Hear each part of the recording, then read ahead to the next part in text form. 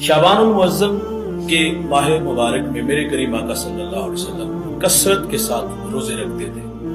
حضرت اسامہ بن زید رضی اللہ تعالیٰ عنہ حضور سے عرض کرتے کہ حضور آپ اس ماہ مبارک میں کثرت سے روزے رکھتے ہیں، وجہ پوچھیے۔ تو اللہ کے رسول صلی اللہ علیہ وسلم فرماتے اس ماہ مبارک میں بندوں کے اعمال اللہ کے حضور پیش کیے جاتے ہیں۔ تو حضور فرماتے میری آرزو ہے کہ جب میرے اعمال پیش کیے جائیں تو فرمایا میں حالت روزہ میں ہوں۔ اس ماہ مبارک میں ہمارے اعمال پیش کیے جاتے ہیں تو بھائی شوق تو ہونا چاہیے، سجدے ہوں، کان میں قرآن کے نغمے ہوں اور دکھی انسانیت کی خدمت ہو۔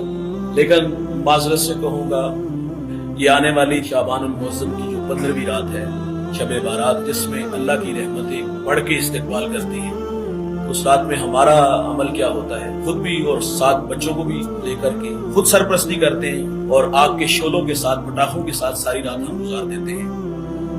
اسلام کا حسن ہے کہ لا یعنی چیزوں کو، بے مقصد چیزوں کو چھوڑ دو، ساری رات خود بھی آگ سے کھیلے اور 7 بچوں کو بھی کھلاتے رہے۔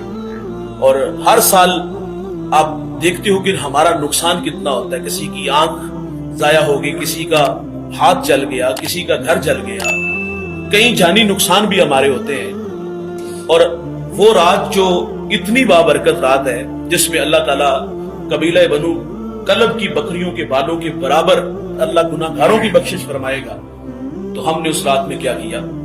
حالانکہ وہ رات اتنی مبارک رات ہے کہ ہم اپنے بچوں کو ساتھ لاتے مسجد میں، تسبیح و تحلیل، ذکر و اذکار اور مالک کے حضور اپنے گناہوں کی ندامت، معذرت اور آئندہ اچھے اعمال کر کے آخرت سنوارنے کے عزم لاتے۔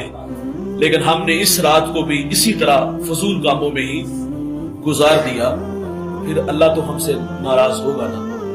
تو اس ماہ مبارک میں آنے والی جو 15ویں شعبان ہے، اس رات کو کثرت کے ساتھ جو ہے وہ اللہ کی عبادت کیجئے گا، ذکر و اذکار کیجئے گا، تسبیح و تحلیل کو معمول بنائیے گا۔ اور میرے نبی فرماتے 5 راتیں جس میں اللہ دعا قبول فرماتا ہے۔